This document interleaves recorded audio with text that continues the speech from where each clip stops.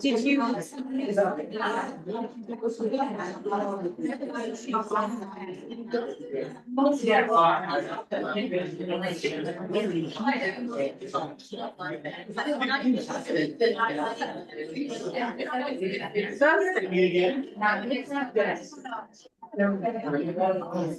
See, what's going on?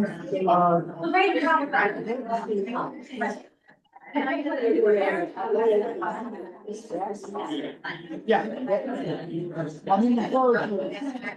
I've been trying as I strike shows that they have no place to plan. I've been trying to building outside. I'm gonna build it out of. Just old flat, the new, whatever I can find. I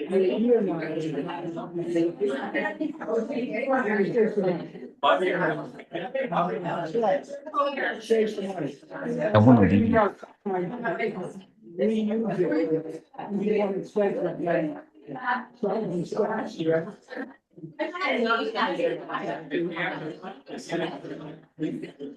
He's getting mad at patient.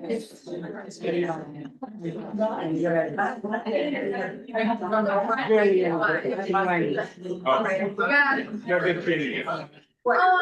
You never read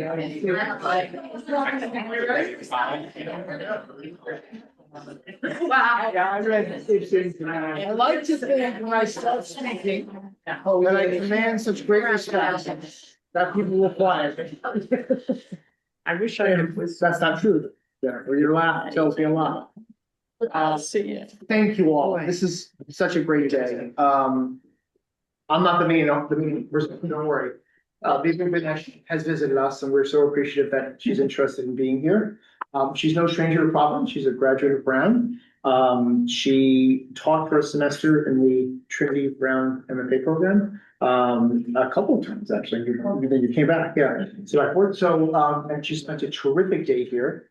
And we're just delighted for her to give us, an overview of her vision for Trinity. So without.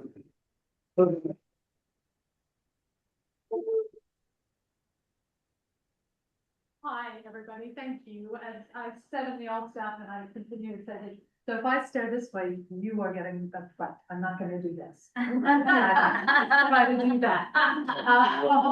But to just say thank you to all of you, this community, the love and passion that you share for what Trinity is, what it can be, what it has been, all of those things is palpable. It is one of the reasons that I was interested in coming here because there is a history and the possibility of one of that is very exciting to me, and today has reinforced that for me.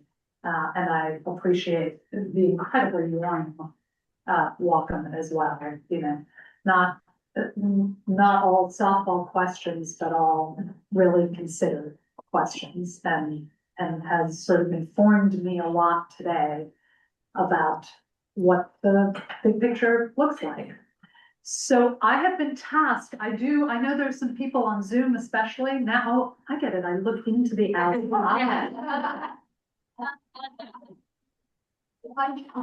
You would say technology, not entirely my thing, but to just give you a little bit of a sense, again, for those who are listening to me for the first time today, that yes, I come here with a history and a relationship with the institution, with many of the artists, with many of the educators here. And so it is thrilling to be back in this capacity now, and to also feel that, when I was a student here, I came to see Adrian Paul's Red Noses, and it really, it sort of awakened in me a lot of what theater could be. And that has stuck with me in a lot of ways, and how it operates not just as great entertainment and great education and great culture, but also literally as something that heals.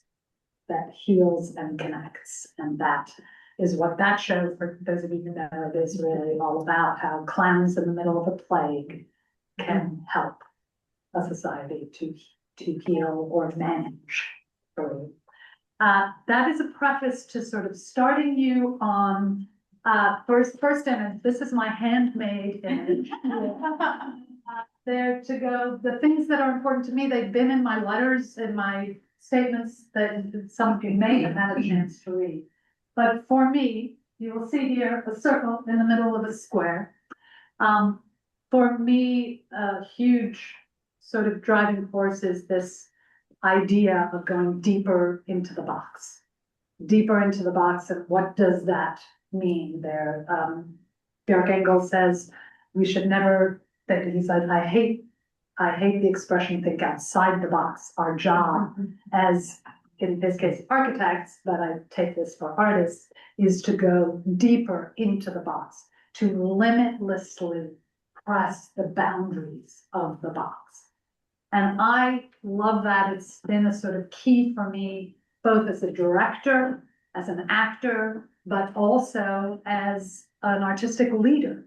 What the box is our foundation. The box is limitless, but who we are, what defines that box, and understanding that box, the people in it, all that is part of the work of artistic leadership and carrying an organization, especially a cultural one that is literally responding to what is happening in the world and turning it back, the mirror back, that needs to be doing that.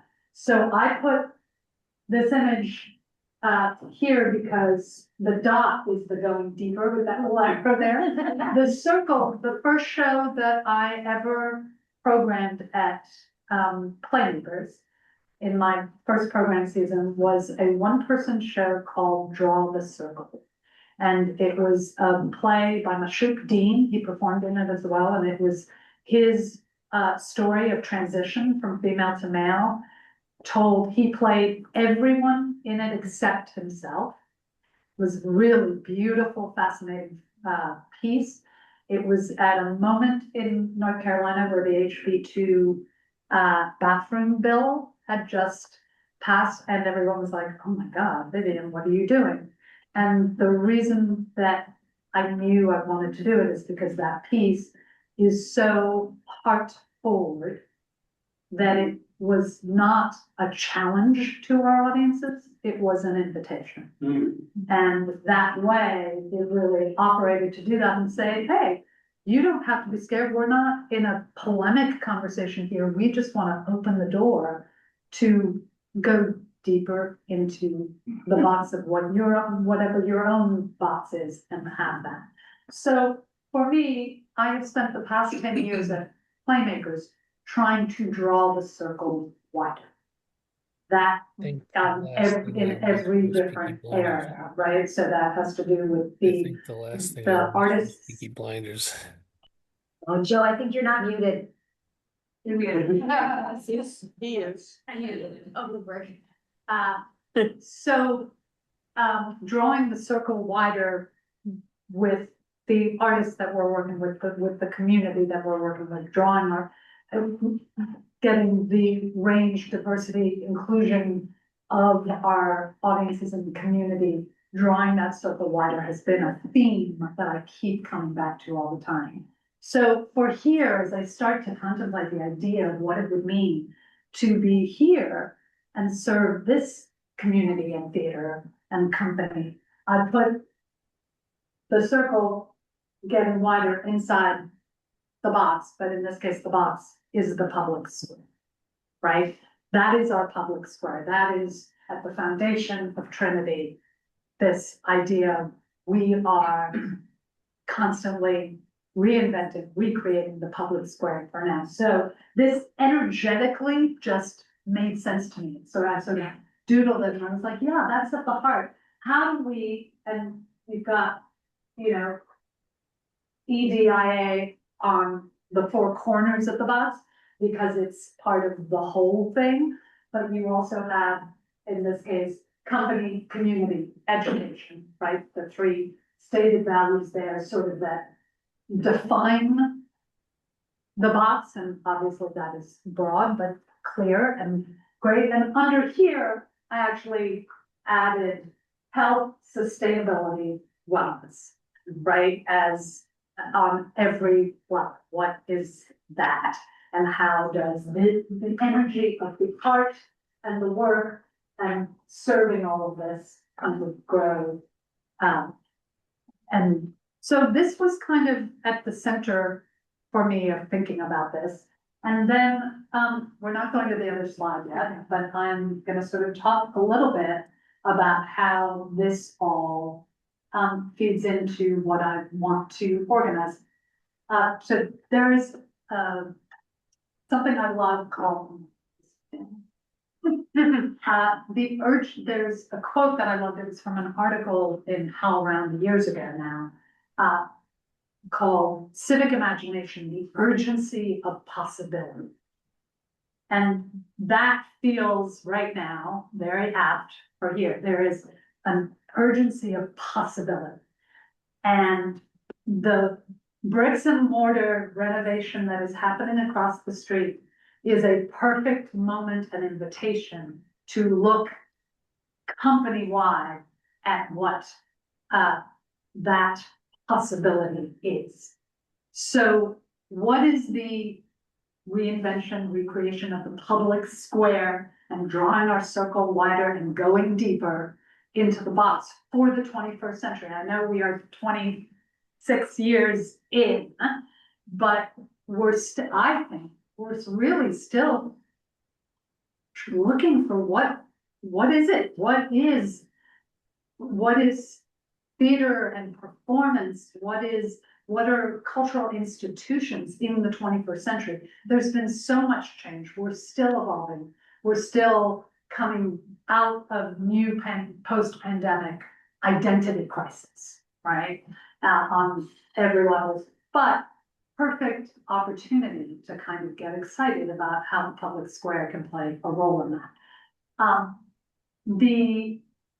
We have a world-class company here that is engaged in thrilling art, should be, needs to be, and also is dedicated to its community. I want to propose that we can reshape, respond, lead, risk, support, sustain, invest, remain relevant, remain challenging, and really lead heart-forwardly into exploding the public square. So I've used this word explode. I know it's a Brian Curtis word as well.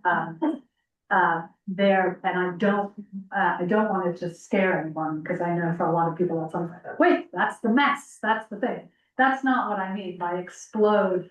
I really mean the energy with which we take forward, that there is a moment of inception and takeoff is what I mean by explode here.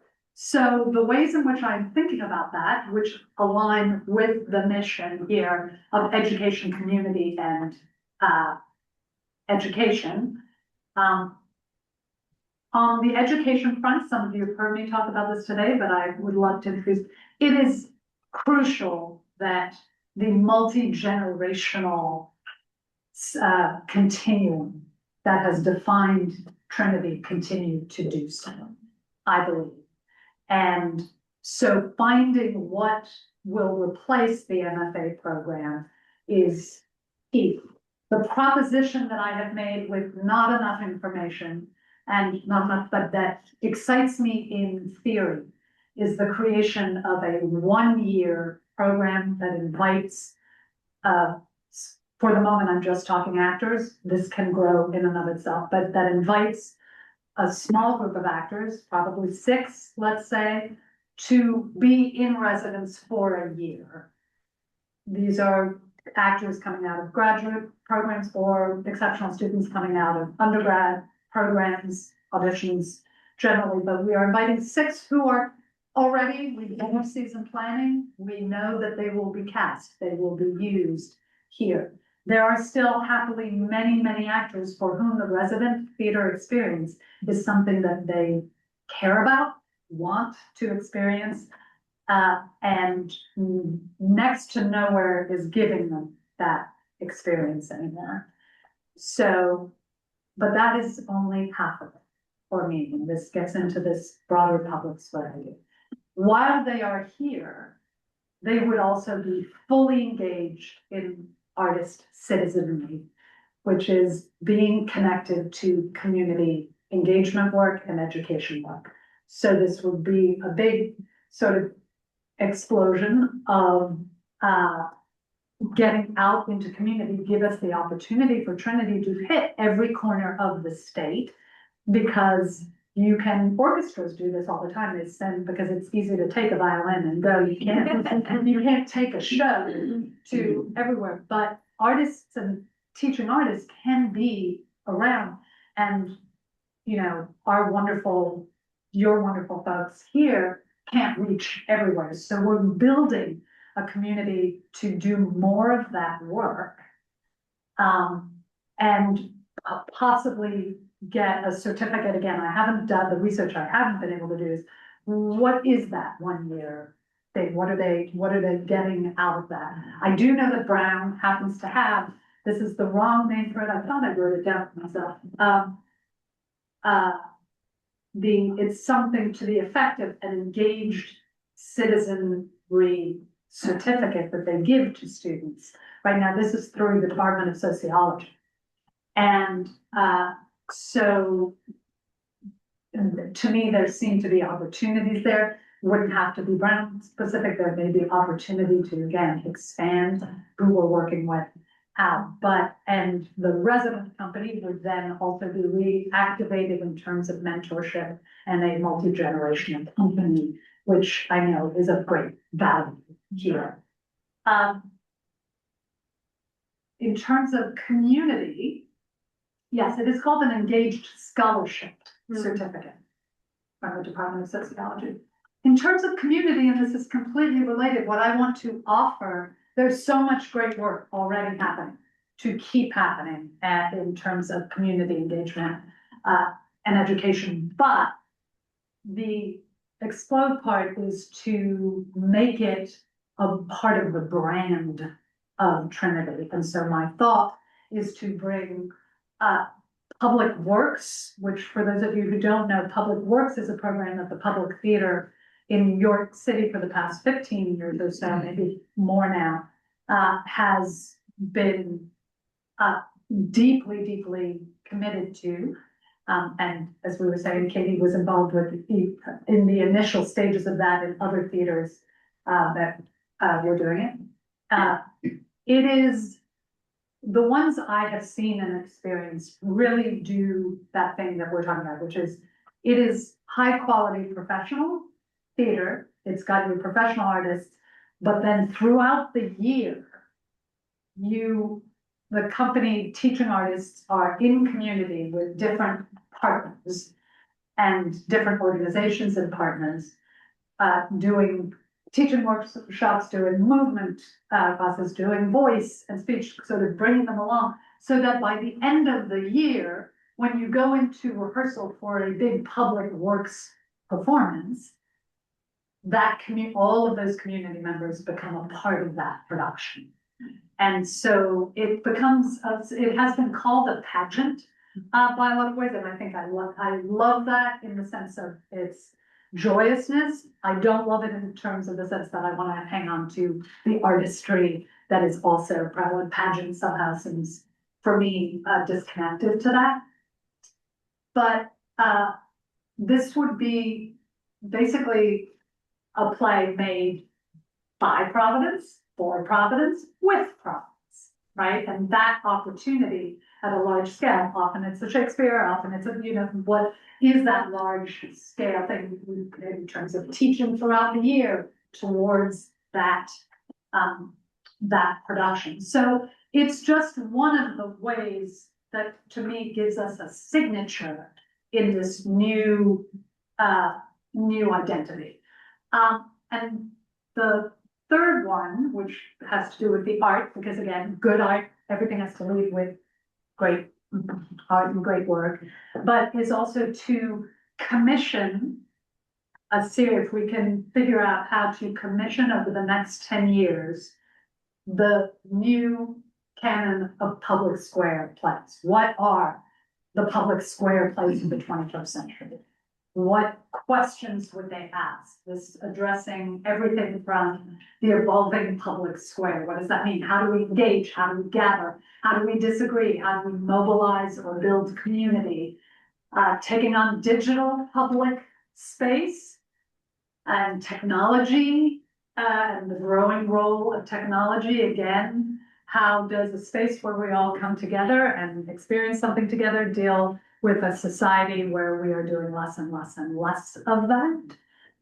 These public square plays can take this on.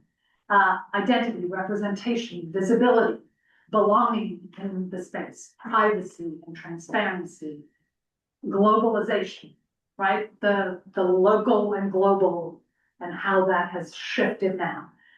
Engaging playwrights around these issues and developing new work for this, I think could give us also a national stamp that way, which I think would be great. There's been amazing new work that's gone on here for years.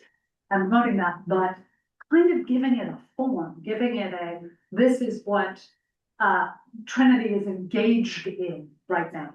And again, I want to say to everyone that this may feel like it's reducing the scope of what a regional theater can do. I would posit it's going deeper into the box to do just as much and wider. This is not this lens of how we think about things is not supposed to say, oh, every play we do is social justice. Every play we do is not at all. There's a lot of ways to it, which includes social justice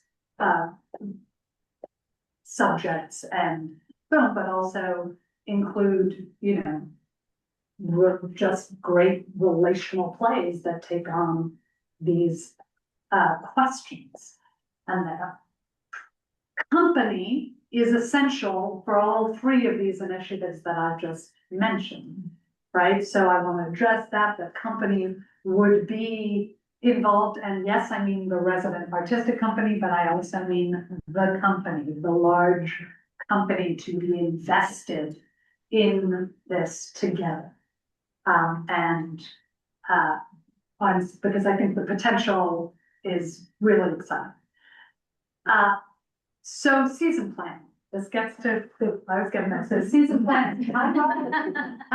Because just in thinking about that, sort of the thinking that I put into initial season planning. And of course, after today, I said this to Katie, much of it has already shifted in my mind. So do not take any of this as in any way. Also, I would never, ever, ever plan a season on my own. So this is also a company held challenge, opportunity, story to tell. So I'd say that, but so I brought this, I have now had this for 10 years exactly. When I got the job at Playmakers, I had to pick a season before I'd even gotten there. They had been without an artistic director for a while, and it was there, just the timing of it. And the director of engagement at the time came up to New York and said, okay, we got to do it. And I was like, oh my God. Well, by fire.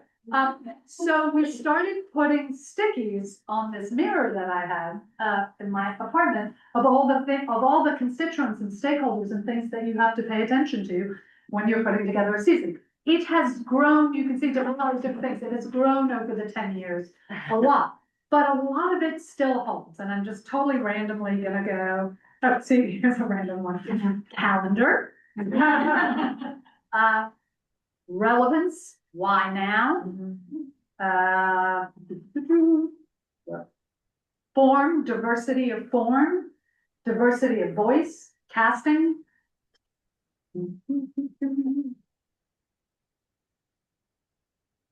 Has the show been done before? Use of resident company, right? I work now, for those who don't know, with one of the few resident companies apart from Trinity too. So use of resident company, use of student company. So all of these things, and it goes on. No, but at the center of it all, there's, you know, what's big, what's small, versus like what at the center of it all is what I call the X factor. Great up, like, is it a play people want to see? Is it a play that we think we can make something of and has a story to tell at this moment? Will it give us opportunities for community partnerships, for scholarship and scholarly and civic conversation? I've been interested of late in the conversations of getting the art and mental health and wellness in conversation with each other. There's everything from they've started in Carolina. I wonder if Brown is a part of this or not, but art pharmacy. Has anyone heard of that? So art pharmacy is literally the doctors are now starting to prescribe. New Jersey. Right? New Jersey. To prescribe artistic experiences for wellness and to address a lot of mental health issues there. So that's extraordinary. It's about the options. You know, we did Murder on the Orient Express, which you'll actually see on my thing. It was an enormous success for us. We had an escape. These graduates of UNC created an escape room right off of our lobby. So so people came and had an escape room experience either before or after the show and signed up for that. And that was great for a lot of different people. So some of it is literally just the opportunities, right? The difference of the fun, operating on all levels there.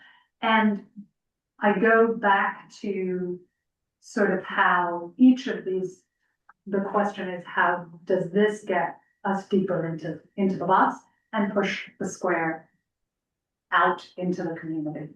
So I played this game. I think I'm ready now. I'm ready. So again, I feel a little like this is vulnerable. I went ahead. Oh, well, that was the first civic imagination. I think I've actually hit most of this, right? What I didn't do was placemaking invitation, right? This new building is a placemaking invitation. And that how the work becomes the artistic invitation and how we have a civic invitation. All of those are new possible invitations spurred by this next chapter here. World Class Company. Yeah, there. Then you can keep going down, Katie. Thank you. We've done that. Yes. Okay, so Tell me when to stop. I want to get as much of it on one page as possible. Can you go smaller or not? Probably not. I can go smaller. Oh, yeah, great. You're gonna start reading because folks won't be able to read it. So I'll sort Read of it. talk us through it as we are there. But so I called the first, I started 27, 28. This is aspirational. This assumes that our sustainability issues are getting dealt with. This is not a, I did not take the next step of like, what can we afford? What can we not entirely? I wanted to give you more of a sense of the shows, the people, the things there. However, I do that part of it very well too. So Chase Dowling, other throughout the building, throughout in community there, 27, 28, and I've learned since doing this that sort of the idea is that the first Chase show will actually be in the 26, 27 season. But this, thinking of our first full double, I also went straight for like, let's have dual programming. That may take a few years to happen for all the reasons, and I recognize that completely. But for those who don't know, so the Oedipus Project is a project that I'm currently in the midst of commissioning with the incredible director, Carrie Perloff, and your graduate, John Douglas Thompson, playing Oedipus. And we are hopefully opening our 50th anniversary season of Playmakers. We are it's on schedule, open with that.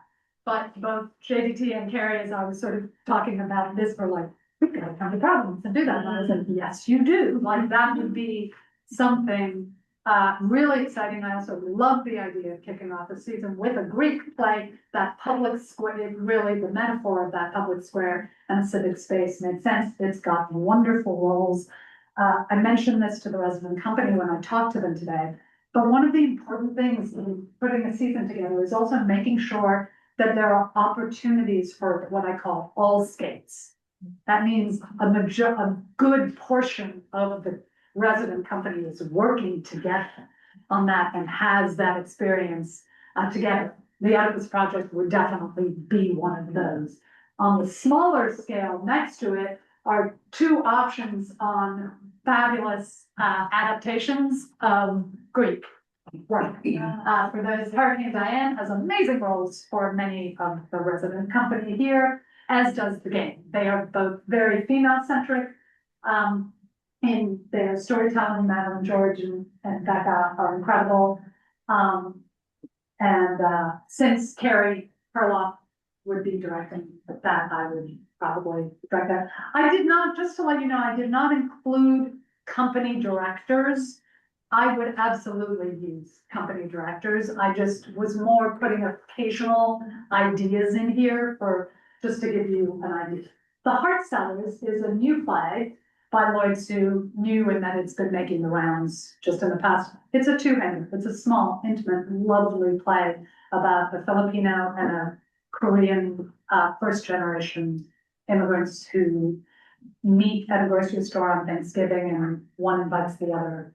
It's funny, it's tender, it is one of those heart-forward, open the door. Yes, it has an important message, but it is not about the message, it's about the relationship, and people have been really charmed by it. And it's a small show there. Then we've got Christmas Carol, and I've just put here to stint, Public Square Cabaret. What is that? What is these public square events on the side is how do we activate the building and the community throughout the time? And I know that there are lots of possibilities, and I want to put those on here so they become part of the events at Playmakers, not just the shows. And I know that the new building will also offer opportunity for that. Keep going here, down a little bit. Okay, so you got here. This is another somewhat, but Arcadia or Rosencrantz or Guildenstern again. I think I subtitled this entire season. It's the wanting to know that matters.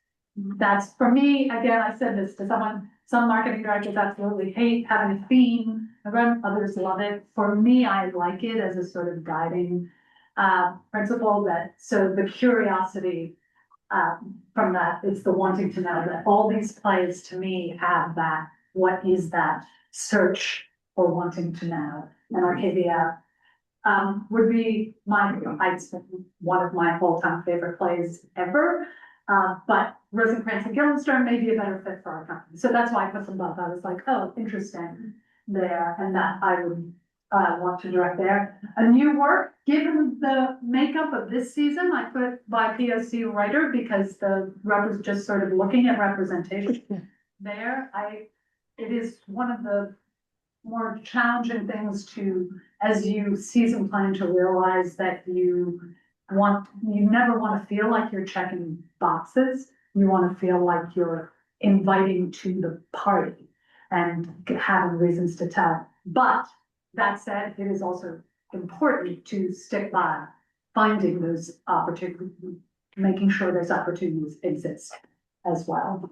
So public square event with our first Public Works. 12th night, perhaps, that's a good one. It's filled, these public works are filled with music, filled with community, would again be an all skate for the resident company so that there, as well as bringing guests.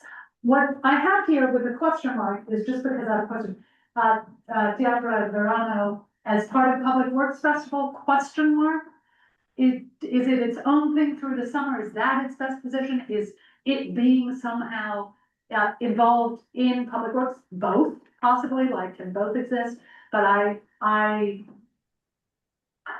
I have not seen them, but seeing the energy both in community and in the movie that there's shows and engagements dedicated, that we want to keep that up and expand that there. The public works, just to say, because I didn't think, but you know, Providence Fest has in energy a little bit of what this public, it seems to, from what I've seen.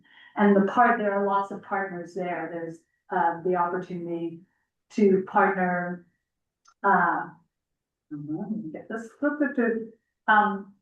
there's the opportunity to partner with First Works, Community Music Works, Ballet Rhode Island.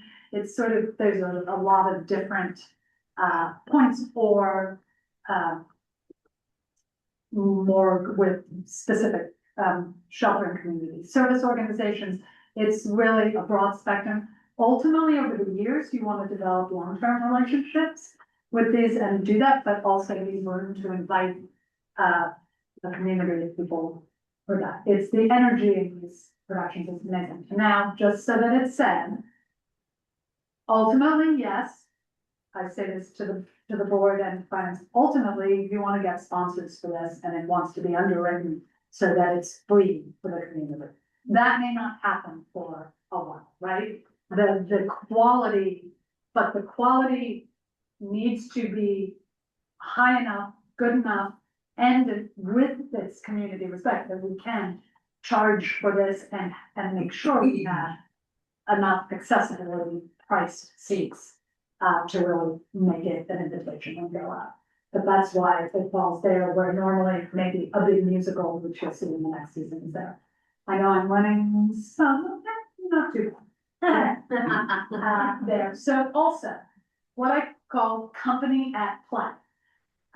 Company at play, we talked about this in the resident company meeting, is what are the company projects? What does the company want to be working on, and how are they stretching themselves and bringing, without the responsibility of it going into our season? It may develop that way, absolutely, but that would not be the point of it. The point of it would be the exercise, the dreaming, the working, the going, and to give different artists that opportunity in different, you know, at different points in different years, to do that. That is sort of tied into a sort of a company with the mentorship that would be going on of spending time together, and uplifting company and community values there. Yes. Show to the Edinburgh Festival. This is in my dream world, but for those of you who don't know, Trinity was the first American company to go to the Edinburgh Festival. So it feels to me like it's time to do that again, if our reach sort of putting us back up and out there. And I put right now, the accomplice is Deborah Salem Smith and Charlie Thurston's new play that I know is going to be done. Not just here, but happening, and it's it's a small two-hander that represents a lot of great things and conversations about that public square in many, many important ways. So what a great opportunity to possibly take that. I just use that as an example of going to Edinburgh there. All right, let's move on to a second season. I'll go faster than this, but there it is, Red Noses. So we gotta do it. We have to do Red Noses and share it with another generation. Again, the impulse every year to have, I have a very strong impulse towards what is a Trinity show as we have them, right? I love Brecht, I love I'm dying to do Mother Courage again, go Mother Courage. I've done Galileo before, but to do those plays and introduce them in this new moment to people, but also here we have the legend of Georgia McBride, right? Which, yeah, exactly, which would be just, they are related to me in terms of the invitation to the party with a lot of deep things going on underneath, but that is a heart forward show, taking on the drag world and all that goes on there, but people leave dancing. And not, again, not feeling like, oh, this was a political statement. No, this is a really fun, great play with a lot of seven. Public Square Cabaret, Christmas Carol again. All My Sons or Vera Stone, depending on what the new work winds up being. To me, I did put there, because she's a director I really love, Valerie Curtis Newton, doing either one of those actually on My Sons or Vera Star. The new work, and this is where I thought, are we by that second year ready for the first of the new play of those public square commissions? Is that first one? I've heard Mandy Kelly and Christina Anderson, two writers that I think are really exciting right now and doing great things. Directed by Vivienne Benesch, yes.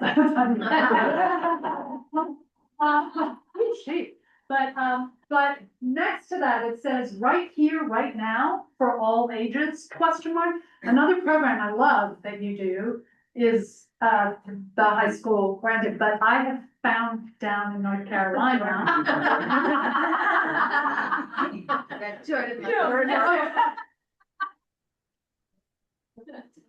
I have found down in North Carolina, we are embarking on something called the 21st Century Folk Play, because the birth of the American folk play was at Chapel Hill, was at Carolina and Chapel Hill. And so for the 50th anniversary season, which is coming up, sort of reinvesting in what is the 21st century.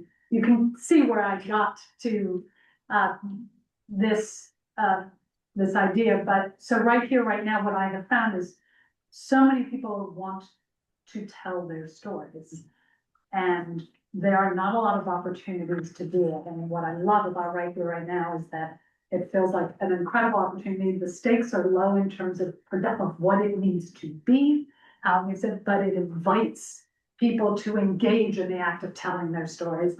And again, in our public square, I think we should be doing this and maybe having just an evening of readings of them that are a combination, just, come hear the plays, see them, they're selected.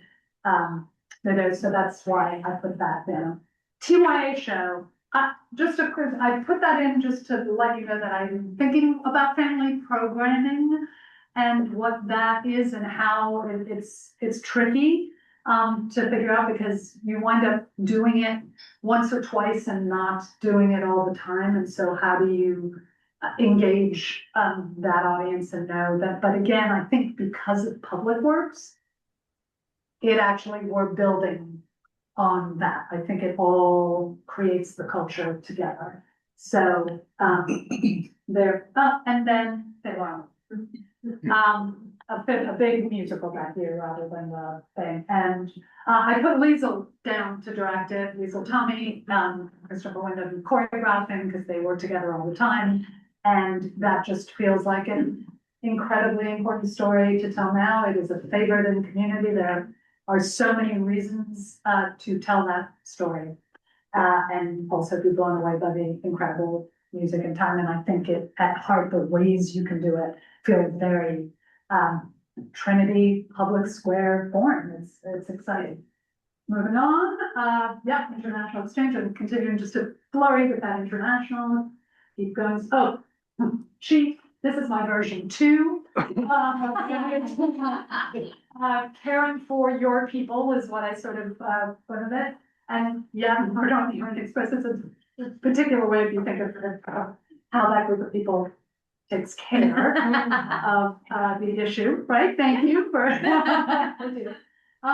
here, what's important about this is looking at the idea of Loretta Greco, who is the artistic director of Huntington, directing here and doing that, and then possibly moving that show to Huntington. And I also have very good connections with Millie Van Susan at Hartford. So in the model today where co-production is really part of the landscape, has not been possible for playmakers for a number of other reasons, but that is a world and something I look forward to sort of engaging in. It's also really like, not only is it fabulous to look at, because it's a costume show, but audiences love it. And there are ways to to do that, we did a wonderfully abstract version of it that everyone really loved. So that excited me on that.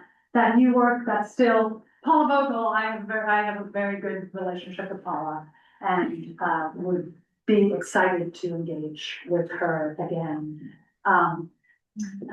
Here and direct, I was supposed to direct her to play this year in DC and it could not happen because of my schedule, but I look forward to that. Public Square Cabaret Christmas Carol. You'll see, I have reserved directing Christmas Carol for my third. Like, I was like, I need time to learn, to understand it, to go, but I'm very excited at that possibility. There. So Henry Fun. Then I was like, in that taking care of your people, like what does it mean to be a leader today? All those questions that play asks, all the ways in which that can connect to education. There was taught an all skate for the company as well. The smaller shows, one of the other, just two incredible plays, English and Cost of Living. I won't go into why, but that's actually where I put Taby coming back to direct. I know she comes, but you know, she's another artist that I know has a relationship with Martina and that, and so that makes a lot of sense. TYA show, Watson's Go to Birmingham, possibly, that again, just a title consideration. This is if and when we go back to 7, right? If not, we're still 6 for a while, and that's okay. That's okay. Kimberly, Kimbo, and Rachel, I'm obsessed with the idea of you doing that. Have you done it yet? You have. The musical one? Yeah. Yeah. The music of Kimberly Kimbo, it's like, yeah, it's, so yes, that was easy for me to go like bump, but it's also a beautiful musical and a great, musician piece, and I think would be amazing with the chicks, like really, yeah, be incredible there. And hope some of you have heard me say this, but if that were in fact to happen, then that would finally give me an opportunity to direct a musical. I've done many pieces with music, but never an outright musical, so I would say that. Again, Teatro en el Verano, put it in Verano, excuse me, is up there as a staple, continuing, evolving into what? We'll find out.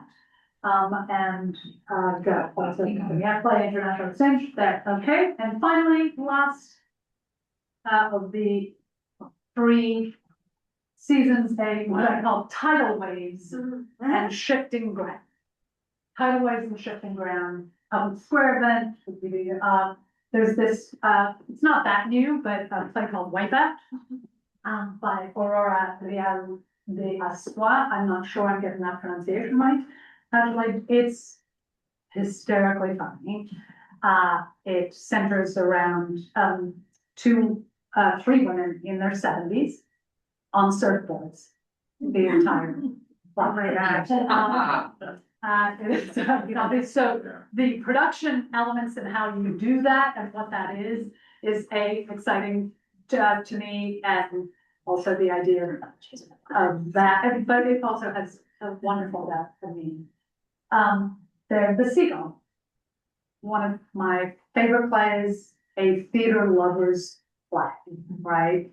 A theater maker's play as well as a theater lover's play. And that is part of it, just to share with you, like, we need to love to make it in order for the audience to want to see it. That's something I think about a lot.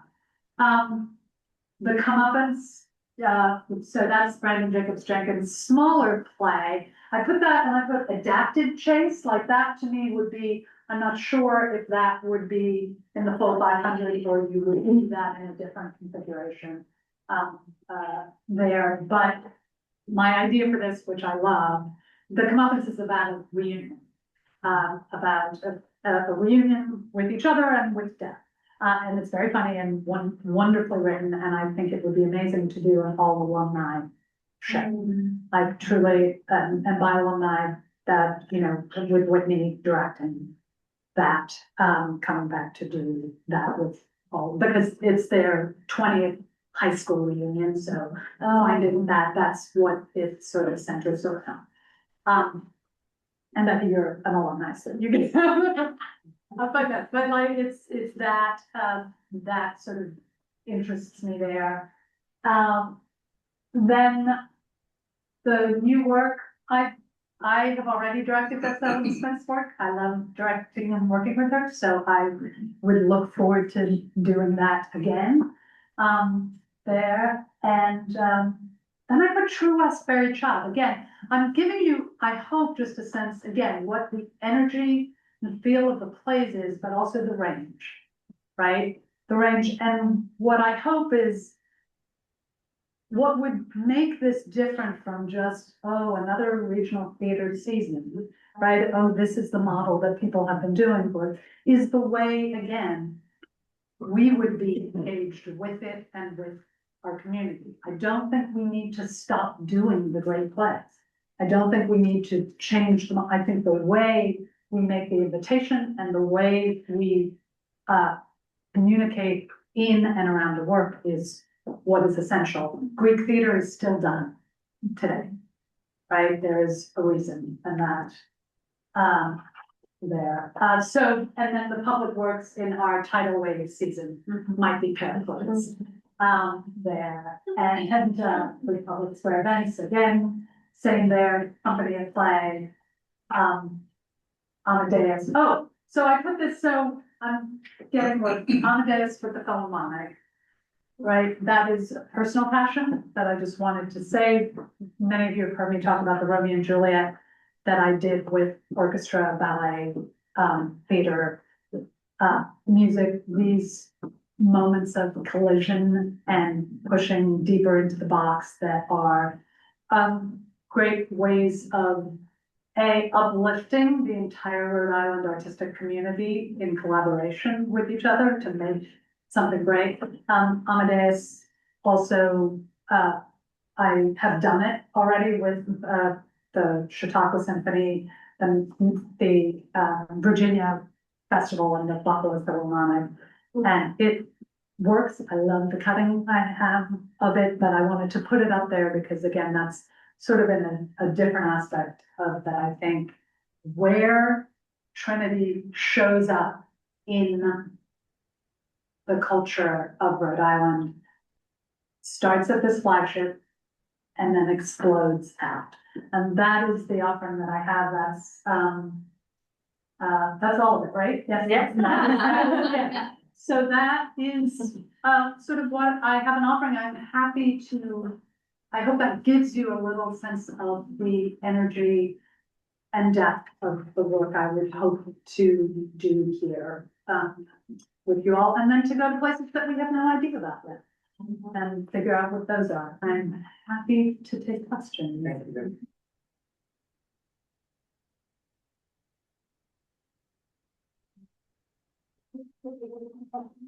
Reception next door. Any questions? Yes. Oh, wait, did I actually just take up the entire time? No, but it's a really big part. Okay. No, but on time management, I will say that my fault.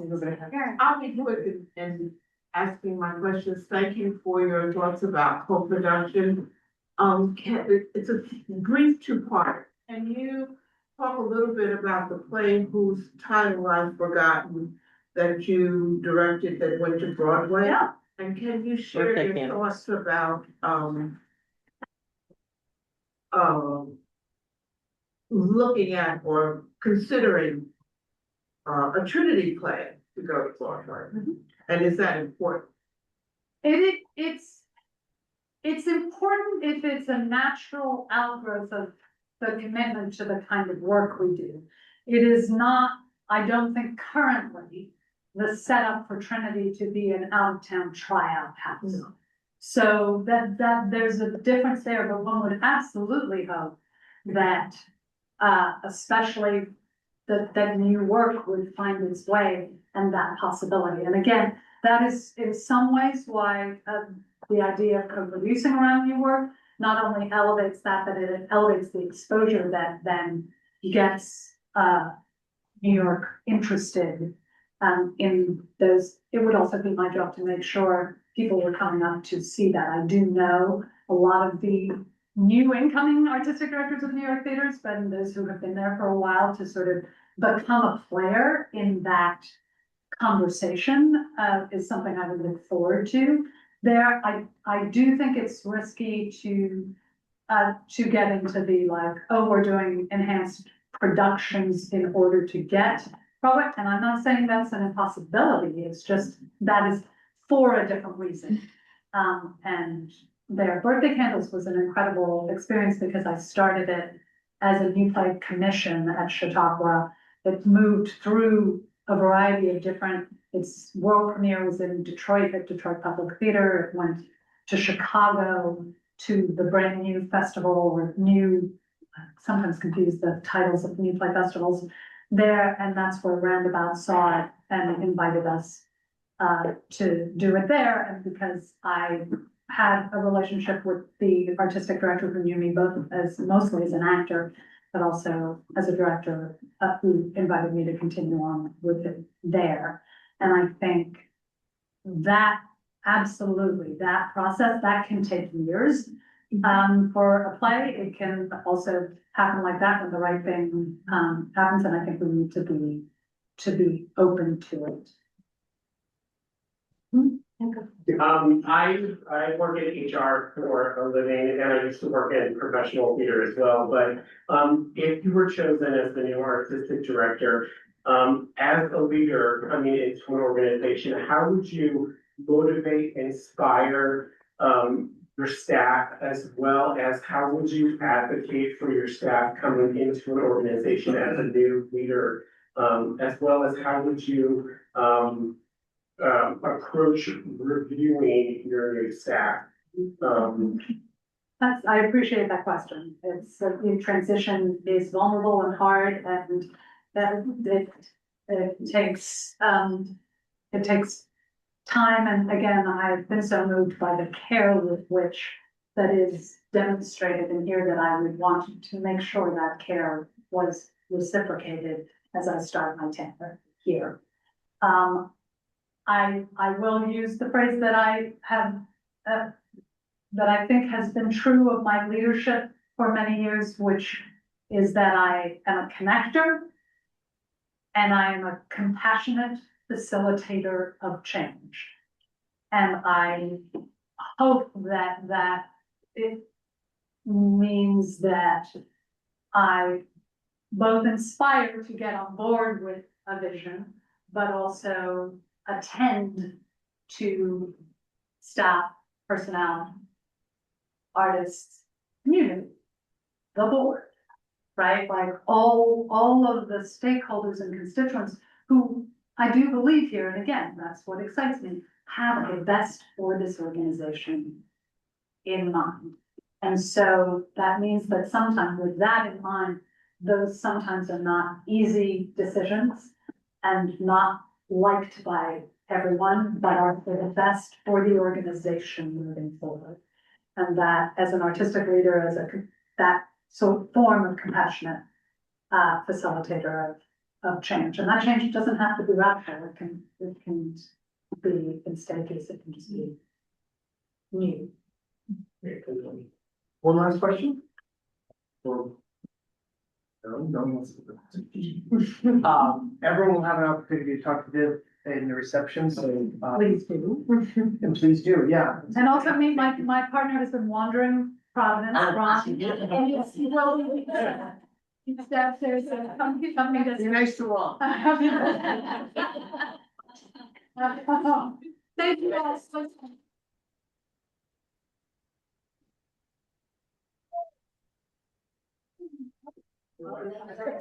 Oh, no,